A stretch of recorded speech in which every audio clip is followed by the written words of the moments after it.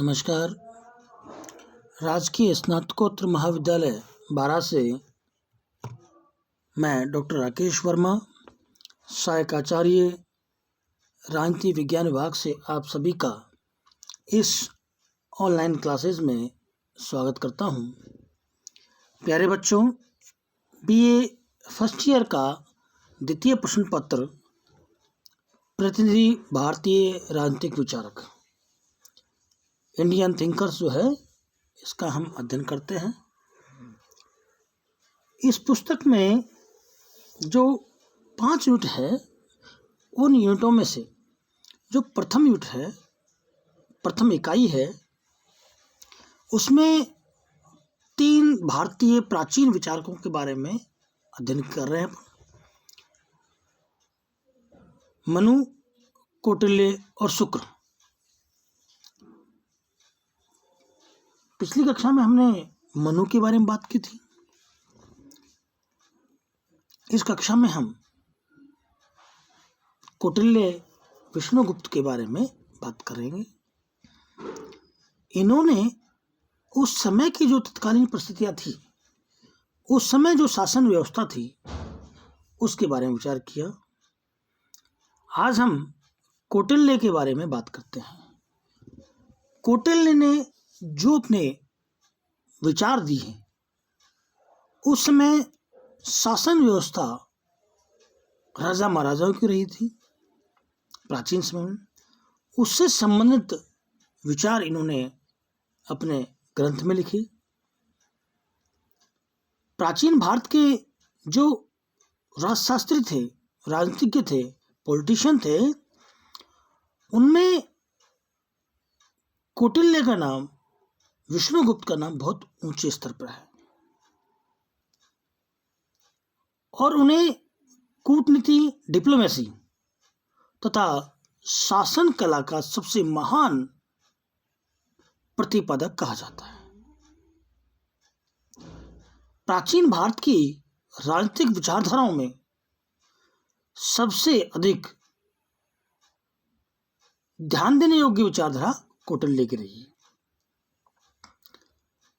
कौटिल्य ने जो अपना ग्रंथ लिखा, उसका नाम है अर्थशास्त्र। भारतीय जो रचनाएं हैं राजशास्त्र की, इनमें जो सबसे महत्वपूर्ण रचना राजनीति पर अर्थशास्त्र। और उन्होंने, कौटिल्य ने एक यथार्थवादी और व्यवहारिकवादी विचारक के रूप में उन्होंने लिखा। जो प्राचीन समय में भारत में परंपराएं प्रचलित थी और राजनीति में, राजधर्म में धर्म का महत्वपूर्ण बोलबाला था। जो कौटिल्य का जो अर्थशास्त्र है, वो सभी विचारधाराओं को एक संग्रह करके सार रूप में उन्होंने उसमें लिखा है। कौटिल्य ने अपने अर्थशास्त्र में राजनीतिक नहीं, व्यवहारिक पक्षों को भी ध्यान में रख करके और शासन के बारे में लिखा। अब बात हम करते हैं अर्थशास्त्र की। अर्थशास्त्र के बारे में, ये अर्थशास्त्र क्या है, मतलब हम अर्थशास्त्र को इकोनॉमिक से लेते हैं, जबकि कौटिल्य ने खुद ने इस बारे में लिखा है कि मनुष्य की जीविका और जिस भूमि पर वे रहते हैं, वे दोनों ही अर्थ है। मनुष्य की जीविका और जिस भूमि पर वे रहते हैं, वे दोनों ही क्या है, अर्थ हैं। अतः वह शास्त्र अर्थशास्त्र है जिसमें मनुष्यों की वाली भूमि के लाभ और उसका पालन करने के उपाय वर्णित किए, जिसमें मनुष्यों वाली भूमि के लाभ और उसका पालन करने के उपायों के बारे में वर्णन किया। अब बात करते हैं कौटिल्य के बारे में। कौटिल्य जो विष्णुगुप्त, कौटिल्य को विष्णुगुप्त और चाणक्य के नाम से भी जाना जाता है। इनका जन्म कुटिल नामक ब्राह्मण परिवार में हुआ। कौटिल्य मौर्य साम्राज्य की आधारशिला रखने वाले चंद्रगुप्त मौर्य के समकालीन थे। इनकी शिक्षा दीक्षा जो है वो नालंदा विश्वविद्यालय में हुई और इनका सुप्रसिद्ध ग्रंथ कौन सा है? अर्थशास्त्र।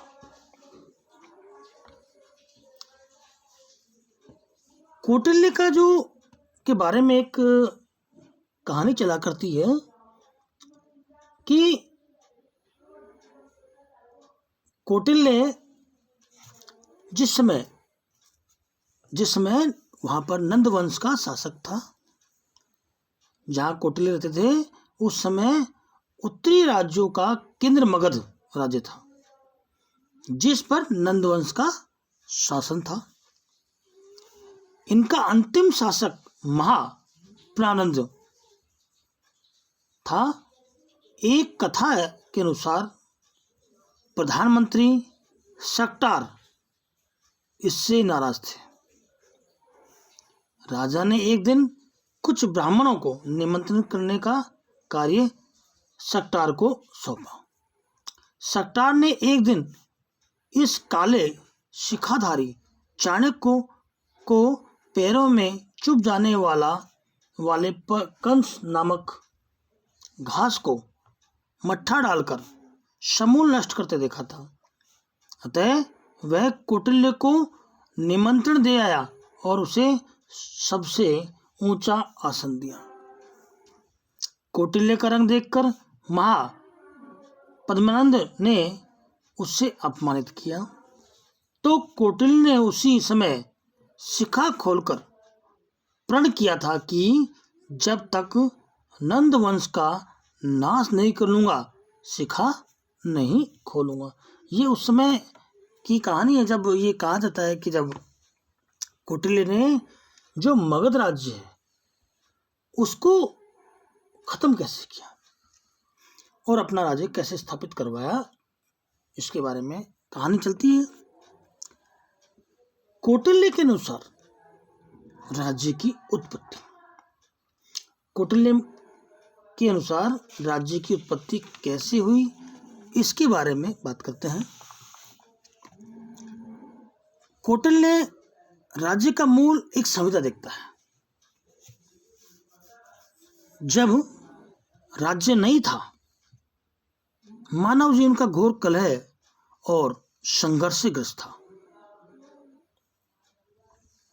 सर्वत्र अशांति और अव्यवस्था विद्यमान थी। मत्स्य न्याय का बोलबाला था। शक्तिशाली व्यक्ति निर्बलों पर मनमाने अत्याचार करते थे और हिंसक वृत्ति का अखंड साम्राज्य था। इस यातना में जीवन से मुक्त होने के लिए मनुष्यों ने विश्ववान के पुत्र मनु को अपना राजा बनाया। मनुष्यों ने राजा की आज्ञाओं के पालन की प्रतिज्ञा की और उसके बदले में राजा ने प्रजाजन के धन जन की रक्षा का वचन दिया। उन्होंने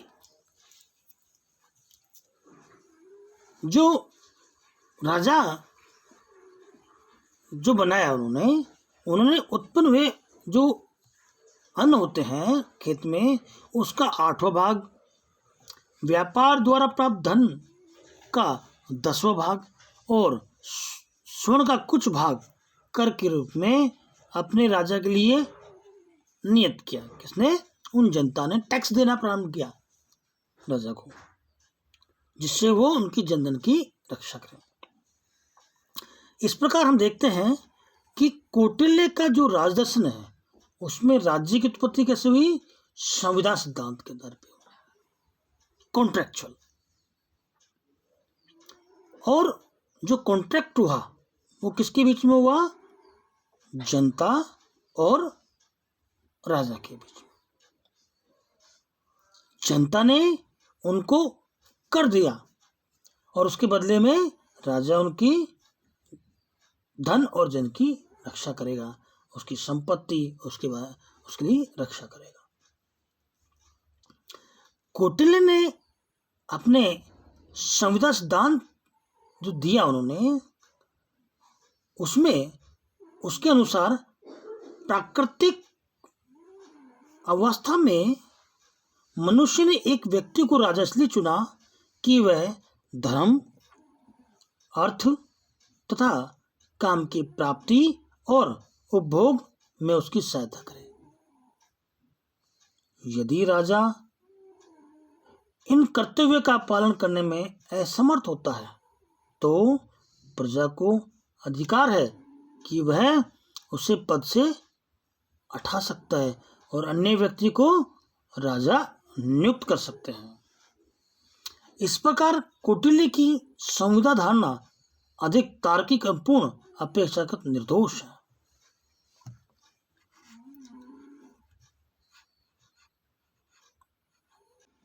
यहां हम बात करते हैं कौटिल्य के सप्तांग सिद्धांत की।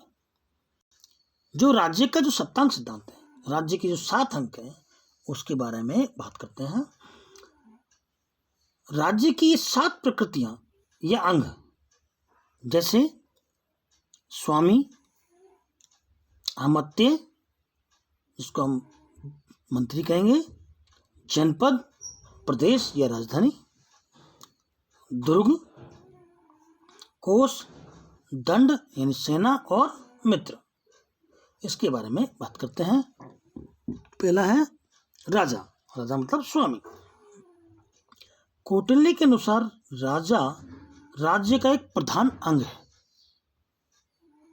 और राजा की महत्वपूर्ण स्थिति को दृष्टि में रखते हुए ही उन्होंने उसे स्वामी का नाम दिया। स्वामी से उनका अर्थ आदेश देने वाले या शासन करने वाले से है। उनके विचार अनुसार राजा में अनेक गुण होने चाहिए, जैसे विनय, विवेक, शास्त्र ज्ञान, समयानुकूल व्यवहार करने योग्यता, प्रजा के पोषण और रक्षा की क्षमता, शत्रु और मित्र का ज्ञान, शत्रु की त्रुटियों को समझने की शक्ति और चापलूसी में न फंसने की जागरूकता।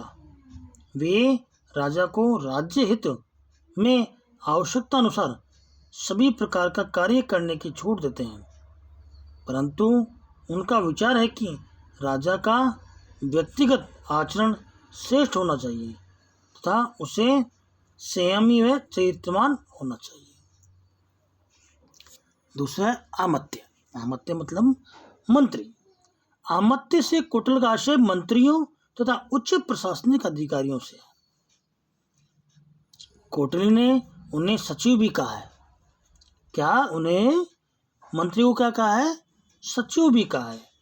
कौटिल्य के अनुसार राजा को चाहिए कि वह निष्ठावान तथा योग्य व्यक्तियों को ही अमात्य पद पर नियुक्त करे तथा अपने सहपाठियों, संबंधियों और सिफारशी लोगों को अमात्य न बनवाए यदि वे इसकी पवित्रता न रखते हो, इसकी जो पात्रता है वो न रखते हो। कौटिल्य ने अमात्य या मंत्री को राज्य का अनिवार्य अंग माना है। राजा को स्पष्ट निर्देश दिया है कि वह महत्वपूर्ण राजकीय निर्णय अनिवार्य रूप से अमात्यों के परामर्श से ही करें। कौटिल्य ने अमात्यों की निश्चित संख्या का निर्धारण नहीं किया है। उनका विचार है कि राजा राजकीय कार्यों हेतु आवश्यकता के अनुरूप संख्या में अमात्यों की नियुक्ति करे, मंत्रियों की नियुक्ति करे। अगला है जनपद। जनपद का अर्थ है जनयुक्त भूमि। वर्तमान काल में जिसे हम जनता और भूमि कहते हैं। कौटिल्य ने इन दोनों को ही एक ही पद में सम्मिलित करते हुए उन्हें जनपद की संज्ञा दी है। जो उनका मत है कि जनता सरल हृदय वाली हो, निष्ठावान हो, स्वाभिमानी हो। वह ऐसी होनी चाहिए कि राजा द्वारा लगाए गए करों को चुकाने की क्षमता रखती हो, उन्हें स्वेच्छा से अदा करती हो और जनता में शासक की आज्ञाओं का स्वाभिमान के रूप में पालन करने वाली प्रवृत्ति होनी चाहिए। भूमि के विषय में उनका विचार है कि वह प्रत्येक प्रकार से पूर्ण होनी चाहिए। जनपद की भौगोलिक स्थिति ऐसी होनी चाहिए कि उसकी रक्षा कर पाना संभव हो। उसमें नदी, तालाब, वन, खाने, जलीय व स्थलीय मार्ग, उपजाऊ मिट्टी, हर प्रकार के पशु पक्षी, दुर्ग और पर्वत होने चाहिए। कौटिल्य पड़ोसी राज्यों के विषय में भी विचार व्यक्त करते हुए कहते हैं कि सीमावर्ती राज्य अधिक शक्तिशाली नहीं होना चाहिए। दुर्ग, यहाँ कौटिल्य ने राज्य का अति महत्वपूर्ण दुर्ग को माना है। जितनी जनता और भूमि अथवा राजा, दुर्ग राज्य का रक्षात्मक शक्ति और आक्रामक शक्ति दोनों का प्रतीक है। दुर्ग मजबूत और ऐसे होने चाहिए जिनमें सेना के लिए अच्छी मोर्चेबंदी हो और पानी, भोज्य सामग्री तथा बारूद का उचित प्रबंध होना चाहिए। दुर्ग 4 प्रकार के बताएं। औदिक, जो चारों ओर से पानी से घिरे हो। पार्वत, जो पर्वतों के बीच में हो। धानवन्य, जो निर्जल मरुभूमि हो। धानवन, जो निर्जन मरुभूमि में बना हो। वन दुर्ग, जो वनों के बीच में हो। कौटिल्य का मत है कि औदिक दुर्ग और पर्वत दुर्ग राज्य की रक्षा की दृष्टि से उपयोगी होते हैं। धानवन दुर्ग और वन दुर्ग का उपयोग राजा स्वयं पर आपत्ति के समय उनमें छिपकर अपनी रक्षा के लिए कर सकता है। अगला है कोष। कौटिल्य कोष को महत्व देता है। सामान्यतया स्वामी के बाद सर्वाधिक। कौटिल्य के अनुसार राज्य के पास पूरा भरा कोष हो और आय की स्थायी स्रोत होनी चाहिए।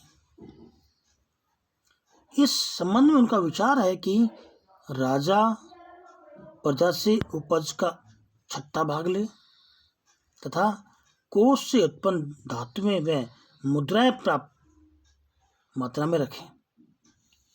कौटिल्य के अनुसार कोष धर्मपूर्वक एकत्रित किया होना चाहिए और वह मात्रा में इतना अधिक हो कि उससे विपत्ति काल में भी दीर्घ समय तक निर्वाह हो सके। अगला दंड या सेना। राज्य की सुरक्षा के लिए सेना का विशेष महत्व है। कौटिल्य ने कहा है कि जिस राजा के पास अच्छा सैन्य बल होता है उसके मित्र तो मित्र बने ही रहते हैं किंतु शत्रु तक भी मित्र बन जाते हैं।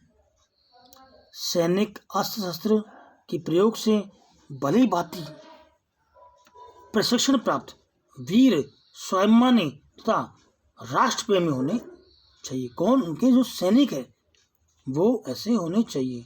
वह जो है सेना में सबसे महत्वपूर्ण मानता है कि वो व्यक्ति स्वाभिमानी वीर हो, राष्ट्र प्रेम उनके अंदर होना चाहिए। कौटिल्य ने यह लिखा है कि ब्राह्मण को सेना में भर्ती न करने का परामर्श दिया, पर किंतु उनका विचार है कि आवश्यकता पड़ने पर वैश्य और शूद्रों को भी सेना में नियुक्त किया जा सकता है।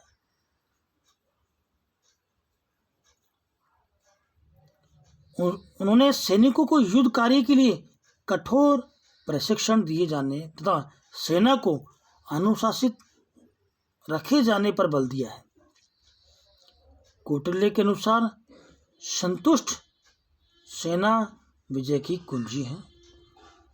अतः सैनिकों को अच्छा वेतन व अन्य सुविधाएं प्रदान करते हुए संतुष्ट तथा प्रसन्न रखा जाना चाहिए।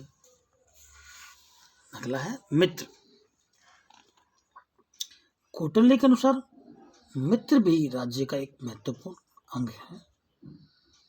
उसके अनुसार मित्र अनुवांशिक होने चाहिए, न कि कृत्रिम। वह ऐसा हो जो जब भी सहायता की आवश्यकता पड़े सहायता के लिए आए और जिससे संबंध विच्छेद की संभावना न हो। इस प्रकार हमने आज पढ़े राज्य के 7 अंग। कौटिल्य ने इन अंगों के सापेक्ष महत्व पर विचार किया है। इन 7 अंगों के संबंध में अन्य भारतीय विचारकों ने भी अपने विचार व्यक्त किए, जिसमें स्वामी जो हमारा पहला था, स्वामी अंग जो महत्वपूर्ण अंग है, स्वामी मतलब राजा। दूसरा है अमात्य, अमात्य का मतलब मंत्री।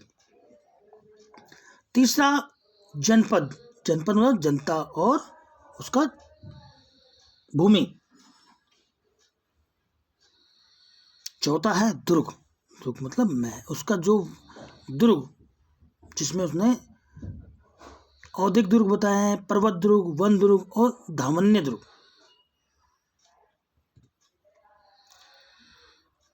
फिर है कोष, पांचवा कोष। कोष मतलब धन संपदा उनके पास में होनी चाहिए और आय के स्रोत अपन उनके पास होने चाहिए। छठा है दंड, दंड मतलब सेना, न्याय व्यवस्था उसके पास होनी चाहिए। और सातवां है मित्र। मित्र और शत्रु के बारे में कौटिल्य ने मंडल सिद्धांत में बहुत अच्छी तरह से वर्णन किया है। जो हमारा सबसे निकटतम राज्य होता है वो हमारा मित्र नहीं होता है। पाकिस्तान में देखो, वो हमारा मित्र हो सकता है क्या? नहीं। अमेरिका हमारा मित्र है, दूर है।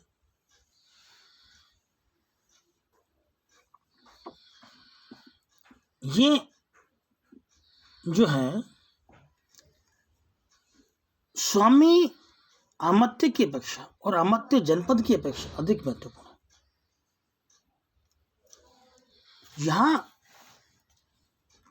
कौटिल्य ने अपने सप्तांग सिद्धांत में राजा को विशेष महत्व दिया है और वह राजा को पूरे शासन की आधारशिला मानता है। इस प्रकार उसने 8वें अधिकरण में या दूसरे अध्याय में स्वामी एवं राजा के बारे में उन्होंने लिखा है। कौटिल्य को इस बात का श्रेय देना चाहिए कि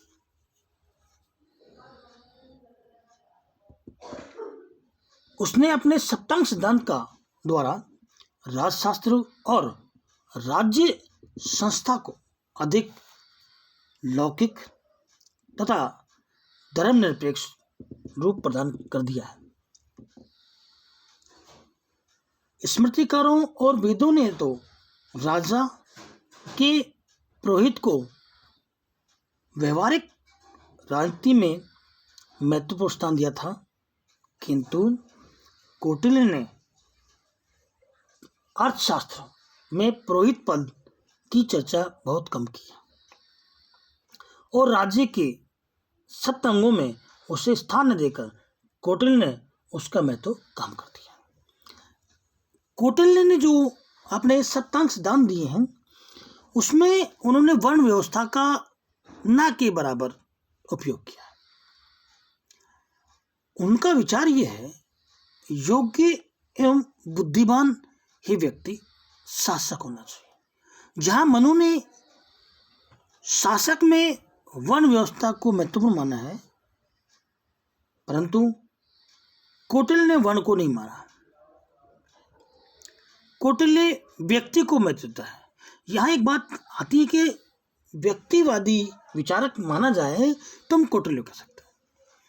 कौटिल्य जब राजा से कॉन्ट्रैक्ट करता है, समझौता करता है या संविदा करता है, जो संविदा करता है और उन्होंने राज्य का निर्माण संविधान माना है। संविधान में कॉन्ट्रैक्ट होता है। यदि जनता और राजा के बीच जिस कॉन्ट्रैक्ट पे उन्होंने काम किया ऐसा नहीं होता है तो राजा को उठाया जा सकता है। और यदि जनता जिस कॉन्ट्रैक्ट के आधार पर राजा को नियुक्त करके उसको शक्तियां देती हैं, वो शक्तियां का उपयोग उसको